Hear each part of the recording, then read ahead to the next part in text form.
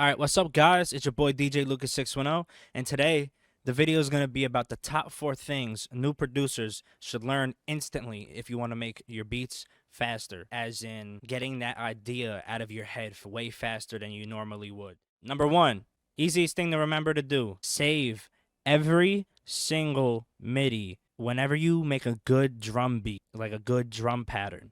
Save the MIDI from the kicks, the hi-hats, the snares, claps, all of that. Save your favorite MIDIs and also save a bunch of like the basics so you can get like the idea out of your head. Let me just open up my recent kit. So I'm going to drop this kit in the description when this video comes out. It'll be free. And of course, as always, if you feel like donating to my page, there's an option to buy it too. Let's get into making a beat. Let's start off with drums today, okay? Because this is going to go into number 2. Let's just go ahead and throw in some bouncy R&B kicks, basic clap or snare pattern, hi-hat. So I have the clap on every other snare. Now we're going to choose some sounds before I actually hit play because I do not want to hear the stock drums. So we're going to be right here into one of my recent kits. There.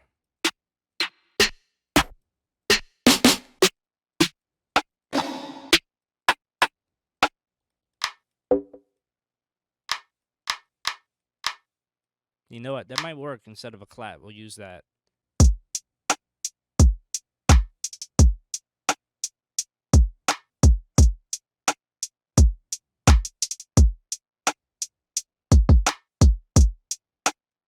All right.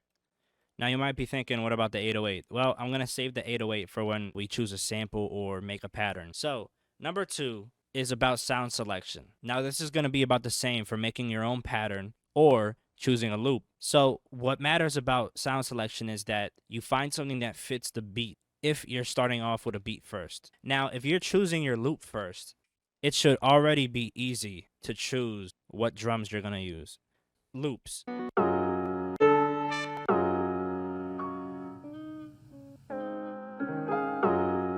right, let's try this and see if it works out. So what I'm going to do is I'm going to stretch this to the BPM I have.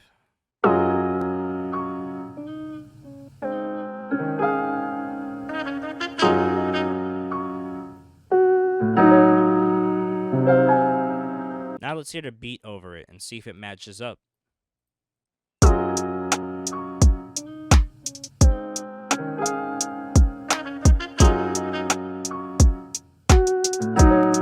Now one thing we could do is try to pitch it down or up and see if it sounds better for the beat.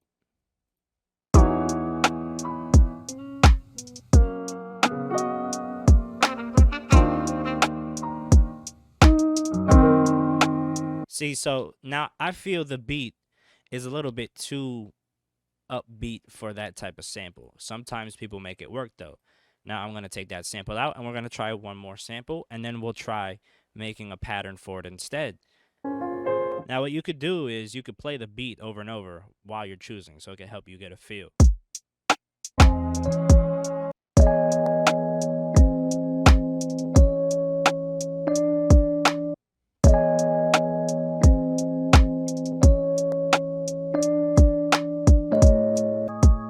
All right, I feel like we can make a little bit more spice to this.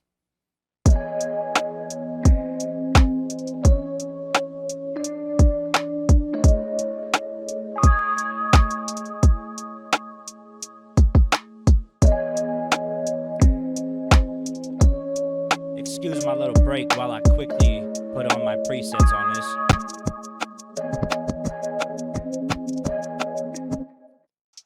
All right. So for sound selection on making your own patterns, you might want to start off with some chords if you're a beginner, just to get the basic idea across. You might start off with a few keys, but it's important that you start off with something that's a basic enough instrument to help you get the idea flowing. Like, don't go searching for the right sound right away, because you're going to be wasting maybe 15 minutes on stuff that you might not think sounds fire. Let's go ahead and start off with something basic like maybe a flute or a piano or a style of keys. So let's go ahead.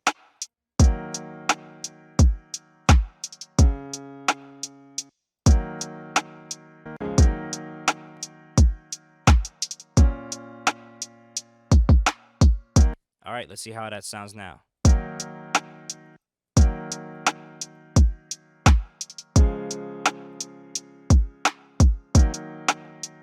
Now let's try a little quick preset for that.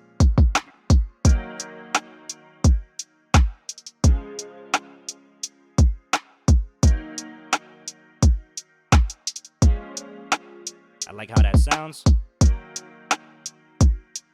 So what I'm doing is I'm copying over the chords to the pad sound I'm trying to find. Now this is the time to click through a few sounds and find the sound you want to put in it. Because you already have the idea across, you're just looking for what else you want.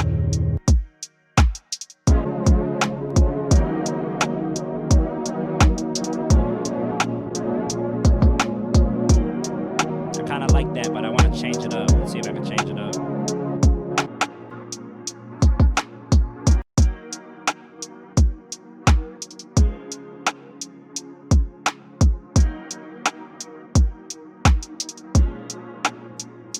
So you see how we went from just this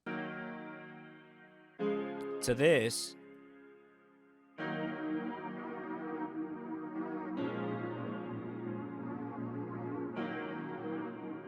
And it sounds more full, like an actual song. Now, if you want any counter melodies and stuff, of course, go in and add that in after you get the whole idea across. Let's start off with a basic 808.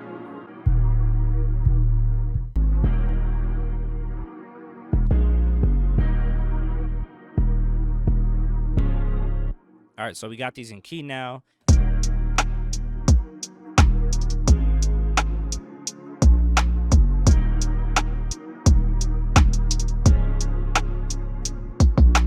And now that I have it in key, I could hear that either my mix or the sound selection of my 808 is not that good for this. So what we could do is we could check the mix first.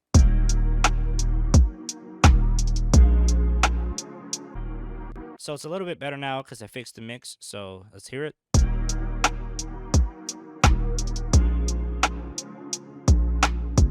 And how you could double check is you could pitch it up one.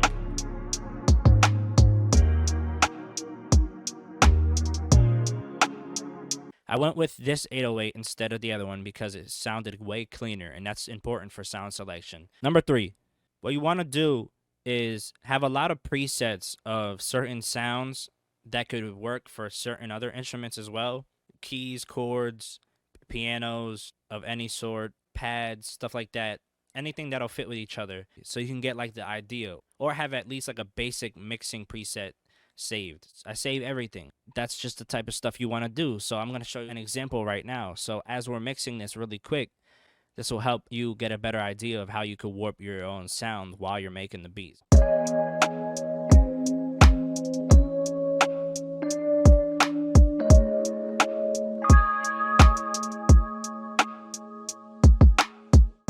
You can do anything you want when you know how to make it faster after you get the point across, because it'll help you. As long as you get the idea out of your head, you know you got a beat you can finish. All right, so number 4 is when you're mastering, if you can't get someone else to do it because you don't know how, you could try doing something like Ozone. This is why.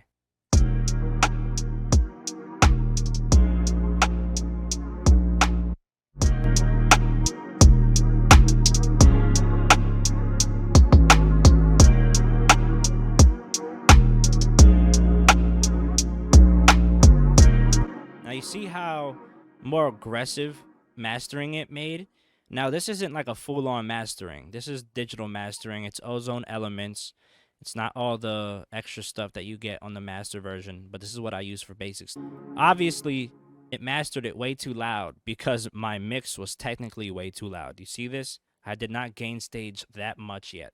There's some sounds that need to be taken out. Sometimes it's because they're clashing. Sometimes it's because they don't get along, or it's because I didn't direction them to the left or to the right enough, and I have to fix that part of the mix where they don't hit on each other exactly the same way, so it saves room on the frequency spectrum.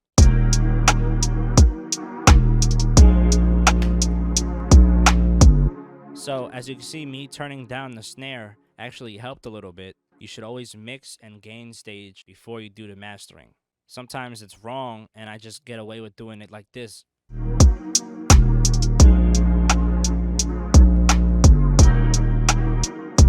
And sometimes Ozone likes to cut out too much 808, so you just gotta bring it back up. Because if it sounds good to you and on the speakers and even in the car on the first mix, then obviously it sounds good.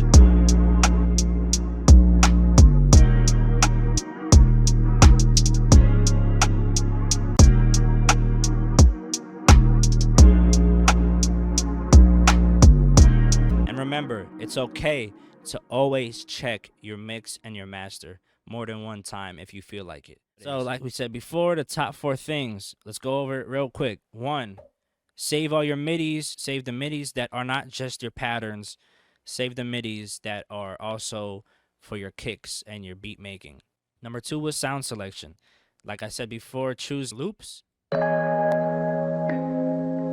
or making a pattern of your own sound.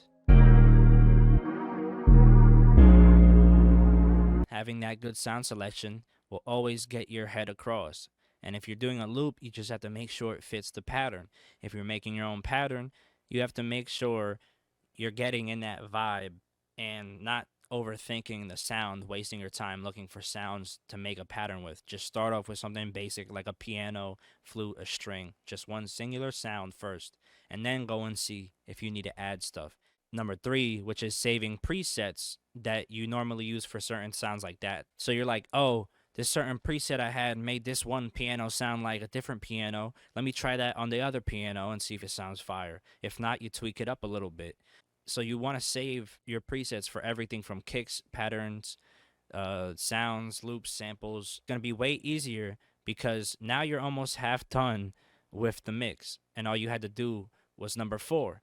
Use something like Ozone or another auto master that could help you get an idea of what you're doing wrong in your mix and how you could fix it until it sounds good. Let's vibe out to this beat. Alright, but it's been your boy DJ Lucas 610. If you didn't already, drop a like and a comment below. Hit that subscribe button, ring that bell, and you're welcome to come back for more.